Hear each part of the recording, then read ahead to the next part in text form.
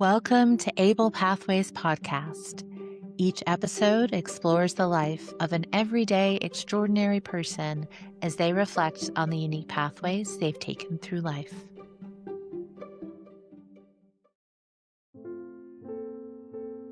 Today, we're speaking with Tshering Eden, a dedicated journalist from Sikkim who is helping to shape local journalism in a rapidly changing media landscape.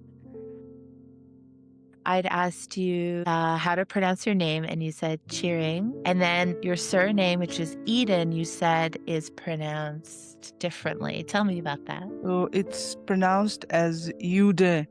It's Tshering Eden.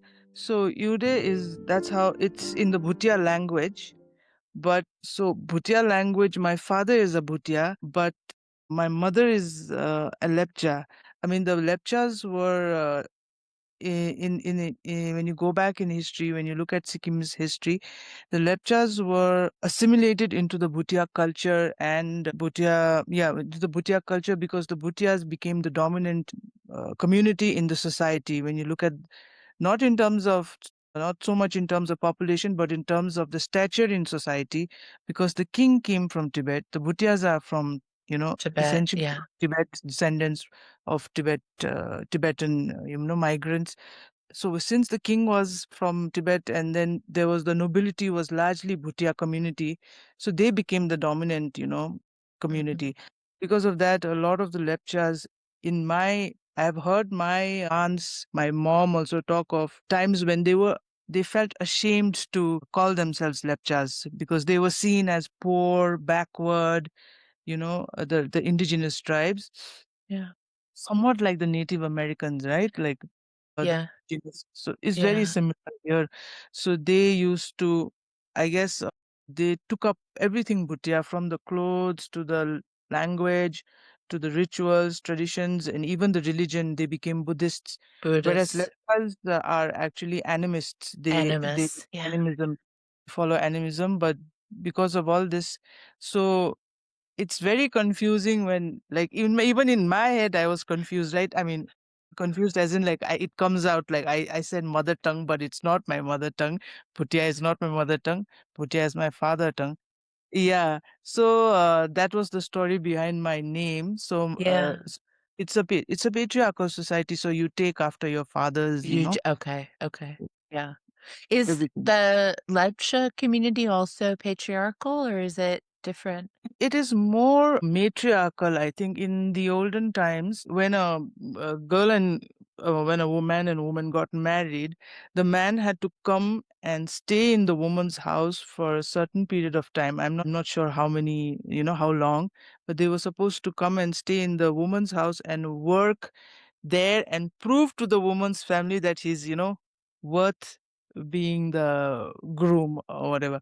So it was not fully matriarchal, but they did, I think. So I don't want to make any statements, but it was kind of like it was Mm, not a fully patriarchal society. that is really interesting. And so the Lepchas are indigenous to Sikkim and had a animistic belief system. And then Yes. over time, has that sort of like integrated like some Buddhism, some animism, or is the Buddhism really dominant No, no, it exists as a mixture also. as a mixture?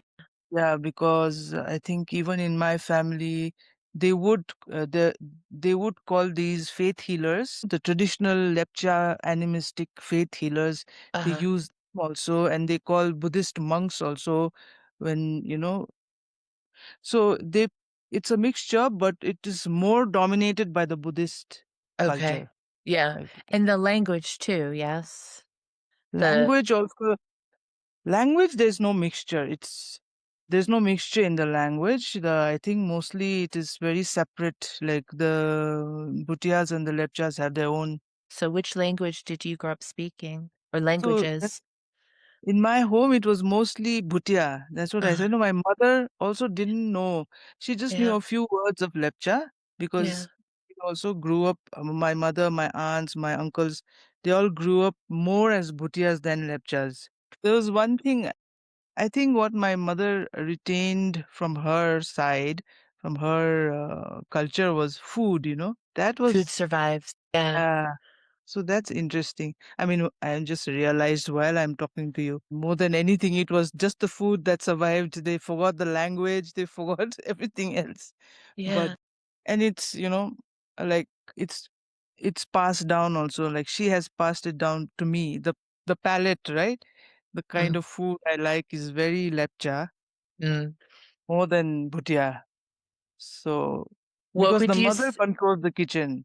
Yeah. Yeah. Yeah. What would you say is the difference between a lepcha palette and a bhutia palette? Lepchas, they eat all kinds of meat, like Mm. even like insects, Mm. and they even eat this kind of frog. There's this particular species. I don't know what it's called in English, but these are the really small ones. They're not those big ones. The small ones that they come out, I think during the monsoon or pre-monsoon time, they come out Pre-monsoon. and that's when they hunt them. So lepchas were hunter-gatherers. So that's why they eat all kinds of meat, I guess, because they used to Yeah. hunt. Whereas the Bhutias were more of herders, and later they learned to farm also a little bit. So their food is primarily like earlier, I think it was yak meat, maybe. Mm. Then it became beef and pork and nothing, not wild, These are all domestic animals. They eat domestic animals and cattle and all of that, whereas the lepchas eat a lot of these wild stuff from Yeah. even vegetables. Yeah. So Yeah. that's the difference, I guess. Yeah. Yeah. Oh my goodness. I would love to get into, you've shared with me a little bit of your career in journalism from copy editing to freelance. Where did that interest first begin? What got you into journalism? Oh my God. I was never interested in journalism. I mean, I was trying to think about my, career, my life, and I think till high school, I was slightly focused, not really, but a little bit focused, as in I knew I wanted to get into the media line, right? Mm. But I didn't know what exactly. I was interested in advertising, films, I don't know, but something to do with the media is all I knew. And then after I finished college, my life has been like going with the flow wherever the, wind takes me kind of thing. So what happened was, so when I finished my college and I got my first job, I worked in, I studied this course called development communication, where you use communication in the development sector and, and I kind of was going towards that direction. I got my first job in an NGO in Delhi, as in yeah, in Delhi. So I was working there, and I thought maybe I will pursue this line further. But less, it's almost almost less than a year's time. My mother, who had been a cancer patient, her cancer came back. So she had breast cancer.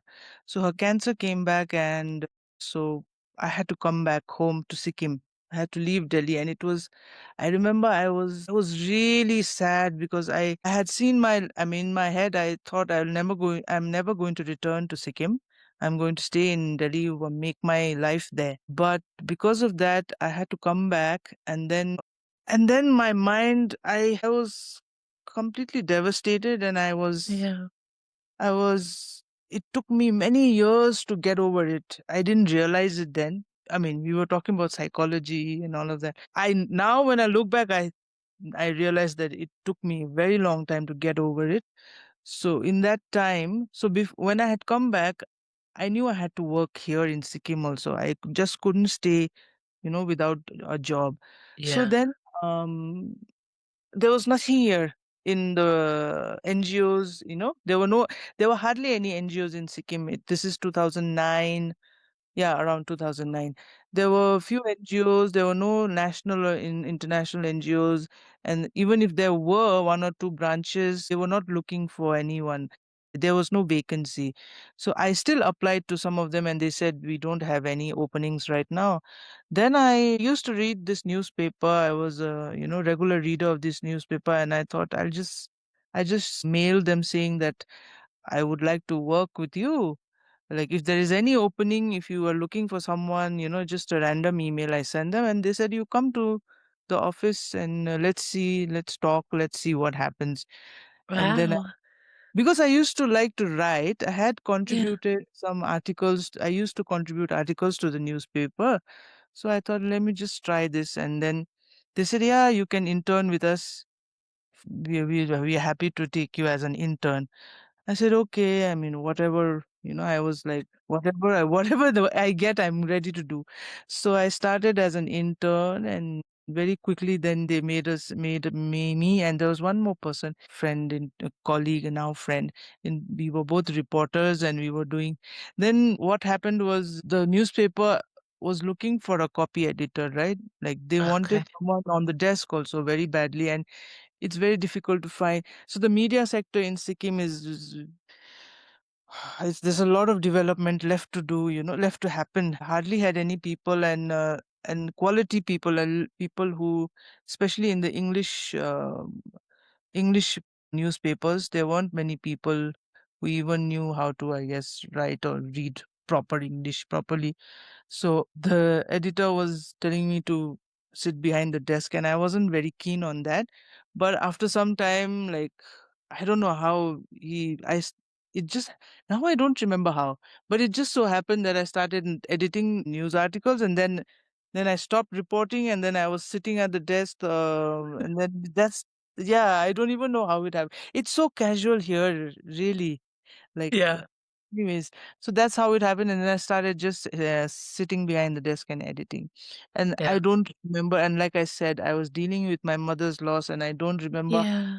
The years went by, and Yeah. after like I think 7 or 8 years, I realized not I still didn't realize actually the paper folded up the paper. You know how the newspaper industry everywhere, It's dying everywhere. I, Yeah. Hmm. so they were really struggling, and then they shut down.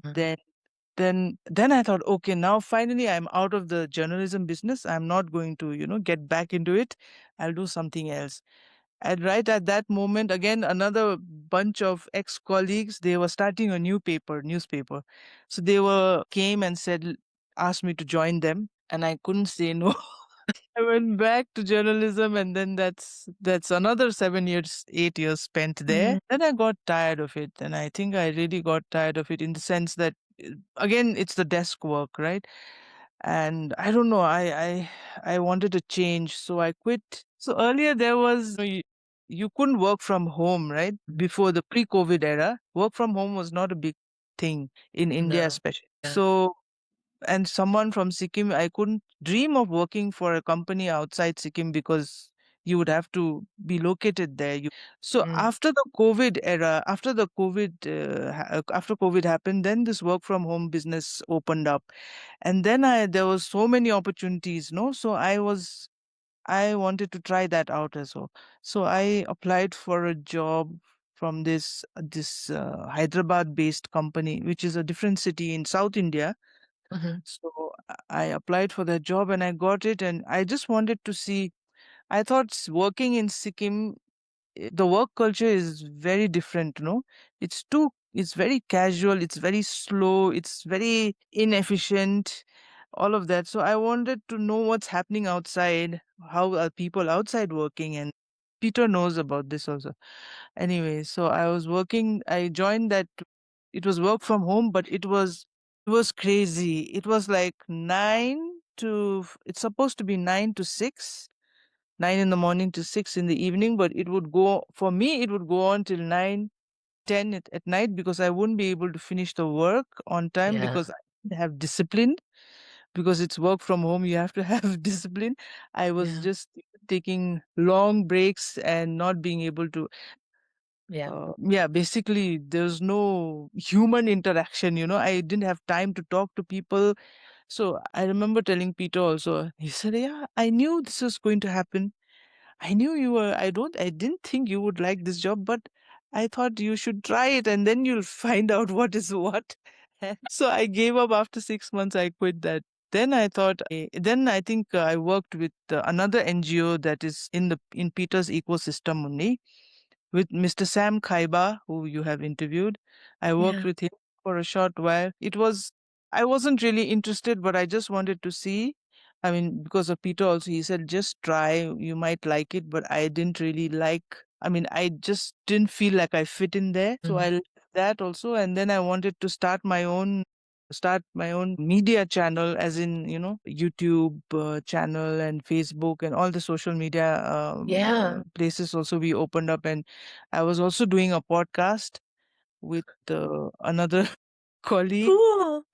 Yeah, I know. It was very nice till it lasted. We used to do the weekly roundup of news Yeah. of Sikkim, related to Sikkim. And it was starting to uh, gain ground, as in gain popularity. People were starting to listen, and it was something very new for Sikkim.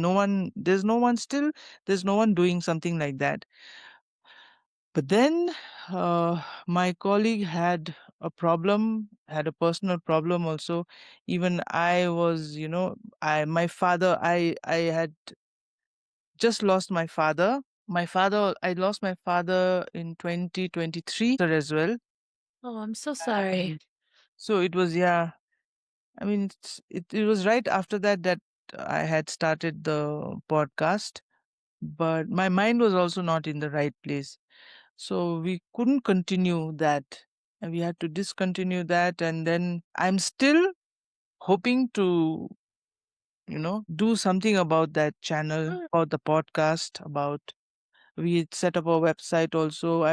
It was supposed to be a whole media outlet, a small media outlet, but that's still in the, it's there, but I have not been able to work on it. So till right now, I realize that there are a lot of things that in Sikkim that need to be reported, but we don't have a lot of reporters doing quality work in the national level. So Mhm. they write reports for the local newspapers, local outlets and all, but there is no one from here writing for national level papers. So I want to do something. I have also not written a lot at the national level, so I wanted to write more about Sikkim at the national level. So I am now trying to freelance in that area. So Okay. I'm pitching stories, applying for fellowships, this and that. Yeah, that's what I'm trying to do right now. Always having that podcast at the back of my mind that I have to start that again. I have to work on that again. So yeah, that's my work life. Wow. I was going to ask about detours, but I feel like you started off by describing just you know what you're good at and you know what you want to do and you kind of see where the opportunities are and try because it sounds to me like you're trying to build something that doesn't even exist yet. Are you still feeling like you want to leave Sikkim and get out, or do you want to stay and like help grow that more? There are times when I'm feeling very low. I mean, I had some family issues also. Like just a year back, I think I was almost, I had thought I'd leave Sikkim and work outside. But now again, I am like, now again, I don't feel like leaving Sikkim. I want to stay here and work. So I'm still not decided. Like I'm still trying to figure out. Yeah. But I think in my heart of hearts, I want to stay and Yeah. work from here. I think. What does Sikkim need? You said there's no real national reporting, so that's on the like pure like print media, or are you talking about other forms of media too? All forms of media actually. So I mean, like something like you've heard about this Glof, right? The glacial lake. There was this flood in 2 years back, 2023. This big flood. This was a big natural disaster. Yeah. Even on that, there was no reporting from people, reporters in Sikkim, in the sense that they did the daily, very superficial. Okay, this is. But the in-depth reporting happened from reporters who came from outside, from Yes. the mainland, from India. I mean, Yeah. mainland came, they stayed here and they investigated whatever collected information and they put it out in the national papers. No, Yeah. no one from Sikkim did it, is what I'm trying to say. Hmm. So Hmm. I am hoping to do something like that, to have, since I'm from here, I know, I know the local nuances, how the local culture, how people think, how things work. So it is easier for me to actually, report on things. So that ways, I mean, like that, it's usually people, reporters from outside who come and report Yeah. on things that go back. No one from Sikkim. Yeah. Yeah. We used to have a lot of local reporting. We used to have that, but we're losing it Mm. to the like two billionaires that own all the media now. So it's not really a mystery how that's happening, but it's you can feel its absence. I can't think of a more important time to be a journalist. So, if you were to envision like an ideal, perfect future, what are the components in this media ecosystem that so we need local reporting? What else would you want to build in Sikkim? Just, I think, I don't know where to start because the lot of the reporters here, I mean, my previous editor used to say, reporting journalism is the only field that you don't require a certificate. At least you didn't require a degree or a certificate to be a journalist before, right? So anyone can be a journalist. So now, and that is happening. There are a lot of people, a lot of youngsters who have gotten into journalism, and they lack training, like recently, just not recently, yesterday I went to a press conference, and covering press conferences is not really journalism, right? But still, it was because we were experiencing a lot of earthquakes in the past few weeks. So the disaster management department conducted a press conference, to tell people it's all right, like we are in control, and there's nothing to worry, whatever, this many earthquakes have happened, not very powerful earthquakes, blah blah blah blah blah. So it was just a simple press conference like that. And then uh, later on I saw a whole lot of coverage on of the press conference with a lot of mistakes, so it was as like a simple press conference, you are not being able to cover the journalists here because they are all untrained. And now you have they are all in a hurry to, post first, right? They're all on social media. So they'll all go on social media and they are all in a rush to post the news first so that they get the views or first. So training journalists, I think, I mean, yeah, there's some way to train the journalists who have already become journalists to train further, boost their skills, Yeah. journalistic skills. That is something that is needed, I think. And uh, apart from that, I just feel like our podcast that we were doing was in English.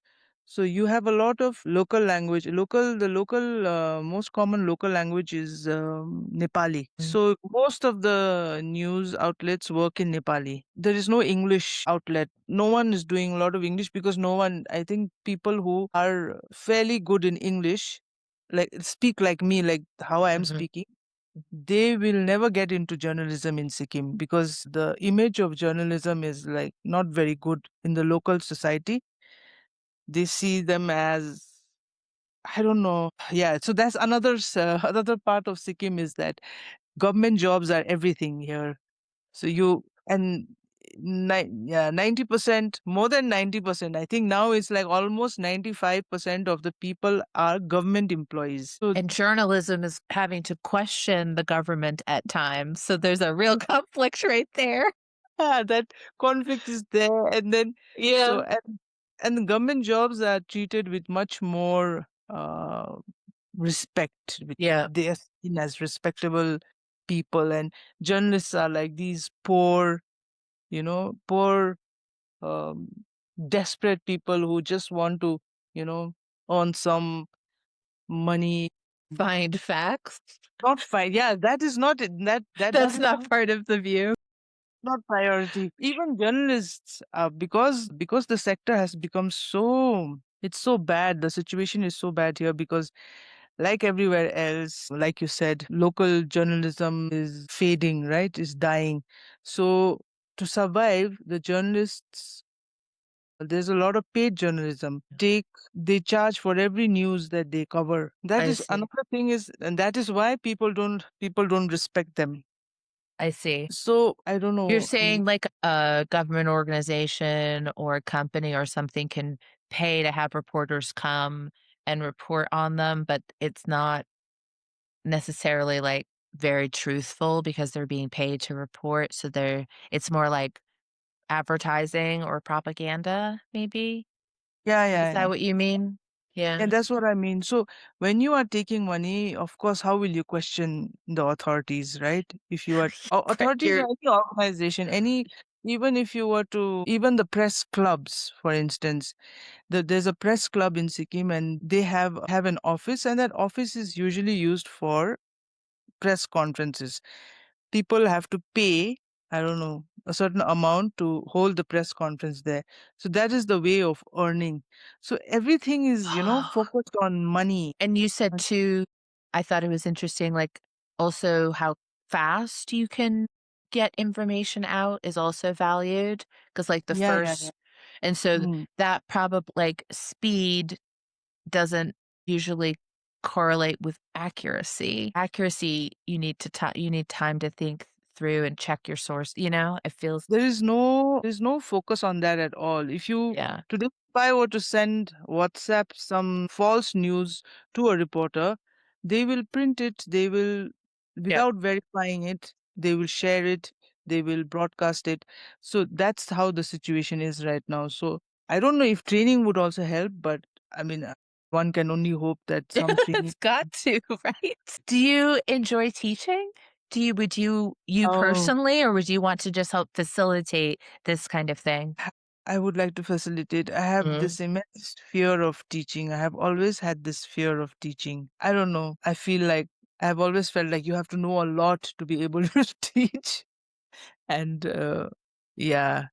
I can't think Mm, of a more important job on planet Earth right now than journalism. Because actually, even though we have access to all this information, we have very limited access to truth. That's really, really hard now. And truth is already hard because you have the complexity of different perspectives. You have the complexity of that already. But I do believe that there are true things and there are lies. And so often now I think people are exposed to things that maybe are part of the truth at best or just mm, outright lies.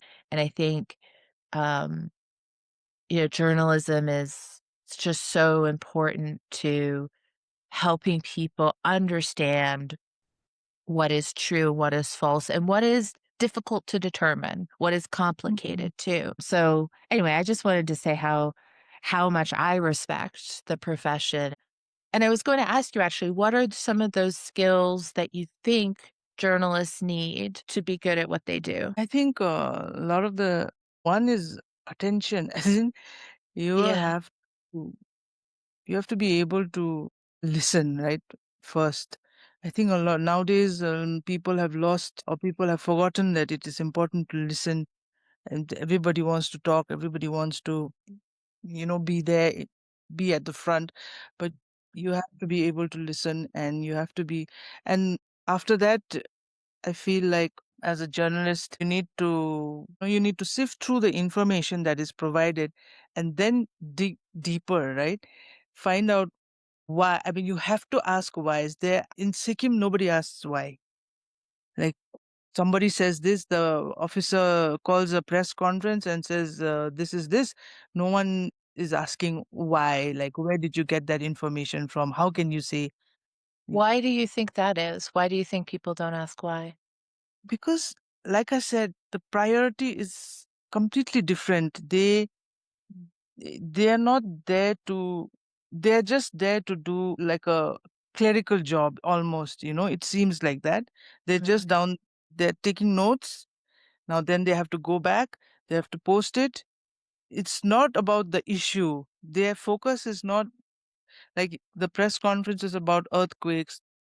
Like why the main question is why is it happening? Like why are we having so many earthquakes in the past few weeks, right? One journalist asked that, but then they didn't have a good answer. The authorities didn't have a good answer. So you have to go back and you have to find other sources, right? If the authorities if your state authority is not giving you a good answer, then you talk to other experts and try to figure out what is happening. But nobody has done that. They've just said, okay, he said, we asked, he said this, that's it. And I people don't. are paid not for, I would imagine too, it's tied up in financial compensation too, because if you keep asking why, like, are you paid for that? Or are you paid to like publish the article as quickly as possible? Yeah, like yesterday's press conference, they were not paid for it. They were not. Mm, It's everywhere. Every time they get paid, they were not paid for it. But now, as like I said, they were in a rush to post it. Everybody is yeah. in a rush to post. They want to be the first to post it.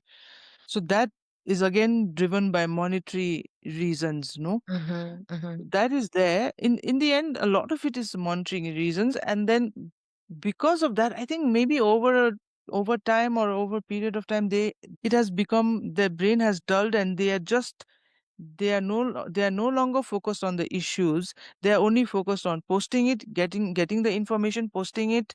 You know, it's Mm, all in a rush like that, and if a lot of not a lot, I wouldn't say a lot, but there are also cases where journalists who might seem like they're doing a good job, they're investigating something, but they are they're also doing it for money. If someone pays them to not print that or not share that, then they shut up, like news like that as well. There are cases like that. So basically, the focus not being on finding the truth. Finding the truth is what journalism is about, no? That is not there. And recently I had heard someone was talking about that and forgot. Finding the truth and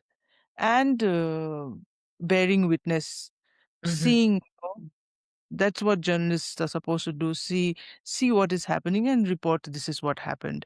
That maybe Sikkim is doing okay. They do that. If something happens, people rush there, reporters go there, report it. Even in that, there are, like I said, there is some misinformation, misreporting also happening.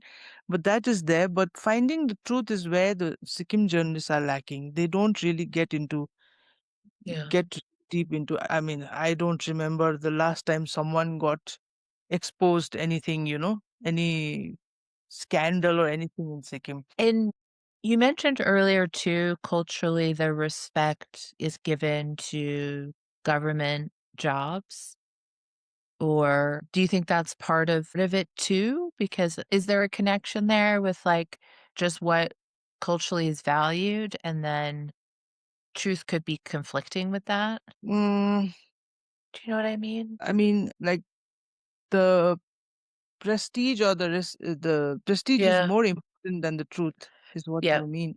Yeah. Yeah, yeah, that's there. It, 'Cause I mean, it just kind of in the background, not like something people be thinking about a lot, but um I mean, how you describe journalism is asking why and digging deeper and bearing witness. That sounds very difficult and risky. mm. And I know that there are conventions of respecting journalism, but obviously it's an extremely dangerous job, and I don't just mean physically dangerous. It feels also like even bearing witness can be very dangerous too. Mm. So, Mm. if you add on, it's dangerous, it's really hard work, it's not respected the way that it should be. So, this is so interesting. You're in a very tough field. You picked a very hard path. I know it's crazy. Remembered this detours, like you said, no, somewhat like a detour. Before studying development communication, yeah, after I finished my graduation, I had come back home and my mother wanted me to get a government job. Obviously, everybody gets a government job in Sikkim. So she and she was she has She had always been firm with me because I have always been a trouble child, like, doing whatever she does not want me to do. So she was like, you have to get a government job. You must apply for this job. That. So she had made me apply for this teacher's job. And like I said, I never I have, don't have this. I mean, I respect teaching a lot. What you said about journalism, I think about teaching. Like, that's the most important job in this world. So I was like, I don't think I'm fit for it. I don't want to. But she forced me and I applied. And you won't believe it. You have to sit for a written exam and then you have an interview. So Mm. the written exam, I deliberately spoiled it because I didn't want to get it right. You are such a rebel. Perfect. Absolutely. Actually, all good journalists are rebels, so this makes So, sense. and but to my horror, I got selected. Can you imagine the quality of, You tried to fail the exam and couldn't? I got a call from a friend who had also sat for the exam. I said, your name is there. I said, no, how could that be, Lakna? Because I wanted to get into this communication course, right? So they also had entrance exams, and I had to leave for Delhi to sit for those entrance exams. And this stupid, now I had cleared, that's why I didn't want to clear the written exam. But now, since I had cleared the written exam, I had to go for the interview. Mm. And I don't know why I think I was also conflicted. So Yeah. I didn't know what to do. I went for the interview, but once I entered and they started shooting questions at me, Mhm. like, oh, you tell us. There were 4, 5 people sitting there. I think there were some college teachers, professors, some school teachers. Oh, tell us about this. And I said, excuse me. I said, hold on. I'm not in it. I'm not interested in this job. I don't want to waste your time and mine. So can I just leave? And this, whatever has happened in this room stays within this room. Okay.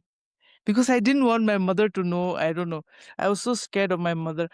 So, and they were just Yeah. shocked. They were like, they couldn't believe, What? who does Yeah. that? Who does They that? couldn't, is there something wrong with you? Are you okay? And all. I said, no, no, everything is fine. It's just that I was never interested in this. And it's for my Yeah. mother, whatever applied. And Did they they, understand? they understood. But they were shocked. They were Yeah. like, fine, please leave. And then I lied to my mother that, I gave the interview and all that. And of course, I did get selected. So that was Wow. that was a major, actually. That was a major detour.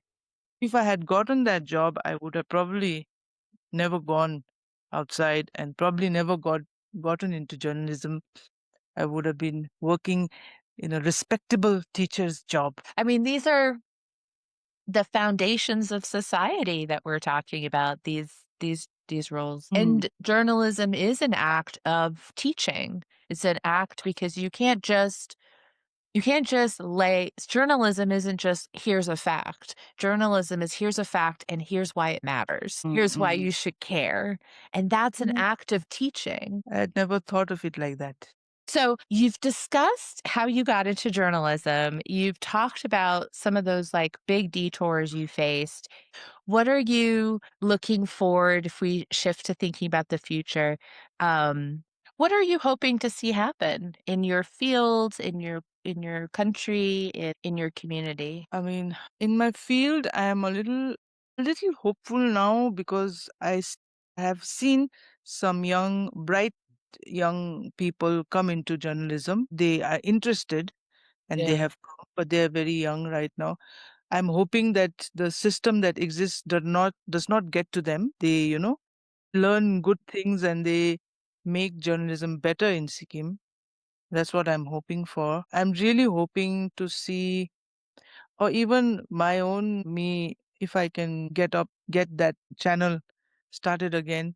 Something, I feel like more than, I'm not like, it might sound like as if I am like the greatest, I'm bragging or something.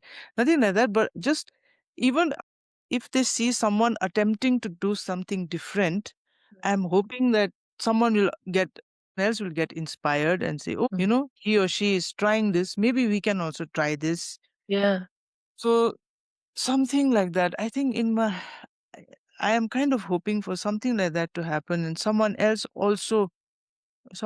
to some more people to try something different, and not within in journalism, and not continue to do what is happening, continue the way things are, and change things a little bit. What else in yeah, that is what I think. In my community, I'm just hoping for this government job obsession to go away in the future, that people will think of other jobs, other things to do as well, open their minds, especially Mm. the youngsters.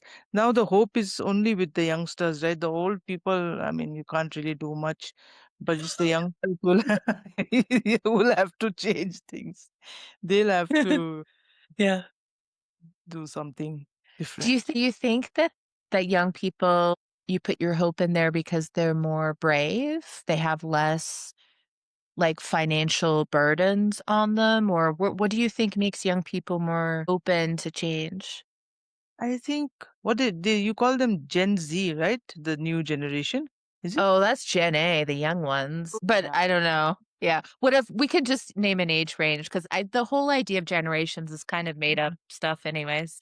No, I mean, yeah, Mm. I mean, I have a niece who studies in Takchi, Yeah. and Cool. I see her, and I'm hopeful because she's like, she doesn't care what people think. Like, she'll say whatever comes to her mind, and she doesn't. I was a very shy kid. As a kid, I was very shy. But she's not shy. She's like, Mm. oh, hi. She meets new people and she's like, oh, hello, how are you? Whatever. So, and how she thinks, I mean, maybe it is Takchi. I don't know, but that gives me hope how she is. Yeah. She doesn't have any, she's brave, is what I mean. I hope other kids are also, the younger generation is brave, and they'll not follow blindly, is what I feel now. Not about right and wrong, but they'll at least think for themselves, what I like, and I'll do this. In my Yeah. generation, like I said, that was not allowed, right? Your parents would direct you, okay, you are going to do this, you do this.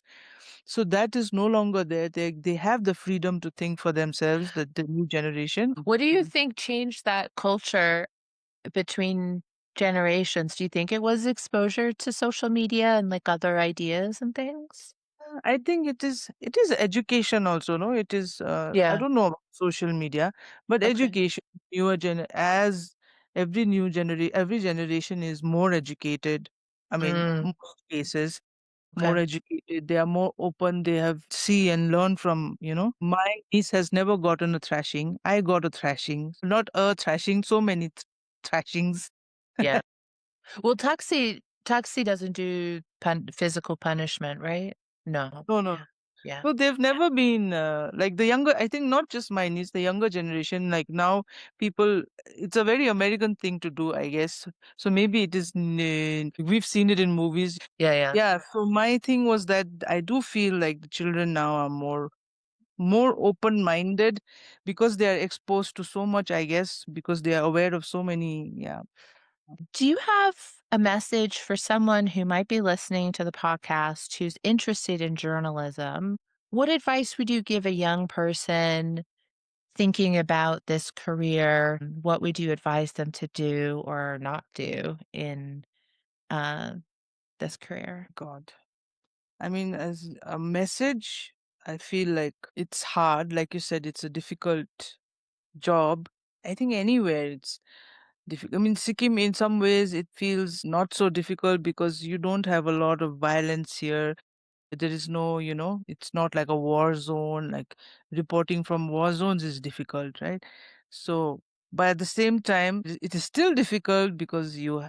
it's a different kind of, society where, like you said, how do you say it? Going against the establishment is seen as something very, very not done. Like it's not something very, very uncommon. So that makes it difficult, journalism, writing, even asking a question because the community is very close knit. It is a very small community. A lot of times, what you hear is even from elders is like, don't say anything bad about this person because, he's so and so's uncle, he's so and so's father. So it'll become awkward for us. So it is a difficult job, but I would say it is the most rewarding in terms of Mhm. job satisfaction. Like this, I don't think you'll get it from, except teaching, I guess, many other kind of, yeah, except teaching, it's, or if you genuinely are in the development sector, social work, NGOs, it's that family of jobs, right? Yeah. So very rewarding if you can Like, do it. you mean rewarding because Because of job, because you feel like, even if you won't, I mean, I haven't done any major reporting where I have like toppled governments, or like I have, not but yet? yeah, but whatever little I've done also, it feels nice. Even if nobody says that, if it's not really made an impact on the ground, Mm, once you have put it out there, you feel a sense of accomplishment. Okay, you mm, have done your job. You mhm. have put out the truth there. You have put out what is what there. So it feels very, that way. And on top of Yes. that, if you, I can only imagine, I want to feel that one day when it Mm, makes significant impact, and you can see the impact. Then I mean, I don't know what, I mean, it'll be, I'll be on cloud nine, I think, if I see that mm, kind of impact, no? mm. That, and what was the other question? Oh, no, just was asking if you had advice to give to someone thinking about journalism or, Yeah, yeah, anything you'd wanna share? that was my advice. Like, if Yeah. you are up for the challenge, then you get into this, to get into journalism, because it is more rewarding than many, many, many jobs out there. So you can find meaning in any job, but Yep. this is the most, You have the most important job in the world right now. oh God. Are there organizations that you would like to promote so other people listening can check them out or anything like that? I am associated, as like, I am in this network of reporters Oh, in great. India, which is, it's a small organization, I think, but I think it's doing a good job. It's called 101reporters.com. So it's a network of reporters from usually rural areas, or, tier 2, 3, not the metros, not the metropolitan cities, but the smaller cities and towns Mm, and rural areas. And it's all online. They conduct meetings every Saturday and sometimes even twice a week. And they pay you for stories. They help you, they mentor you. I mean, for you can pitch stories to them, and then if they like it, they'll help guide you also to on how to write it and all of that. So I awesome. think they're doing a really good job. Like, for for some freelancers, especially, it's really good for freelancers because we don't have an office, right? We don't have Mhm. a community, so it's a community. It feels like a community, and now, right now, they are doing something like work sprint where they're trying to create like an office, online office kind of. So it's very nice. So I I think, love yeah, that. they could. If, I mean, I don't know if the audience outside would be interested, but no, they might find some interesting reports. They do some interesting reporting. I'll look that up. That's wonderful. Where can we find your work? My God, I have written. To check out the podcast, you can go at Sikkim Co. You can search for it on YouTube. There is, oh, the paper I have written for 2, 3. I'm still working on another story. Not the paper, sorry. The digital outlet is the Federal. Awesome. Well, thank you so much for speaking with me today and coming on the podcast. Thank you so much, Annabelle. It was so good to meet you. I was You a little too. bit scared, concerned. I didn't know how it will go because I've never really, Been on that side? Yeah. yeah. But you've done podcasting, so you know. But yeah, but it was kind of similar. Our podcasts were also just conversations.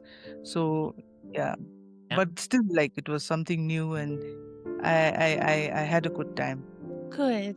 I'm so glad. If you've enjoyed today's discussion, I invite you to share this episode and subscribe to Able Pathways podcast on your favorite platform. Your support helps us to share these meaningful conversations with more people. Have thoughts about this episode or suggestions for future guests? We would love to hear from you. Leave us a comment or email us at hello@ablepathways.com. Until next time, I'm Annabelle, reminding you that there are infinite pathways to growth. May you travel yours with curiosity and courage.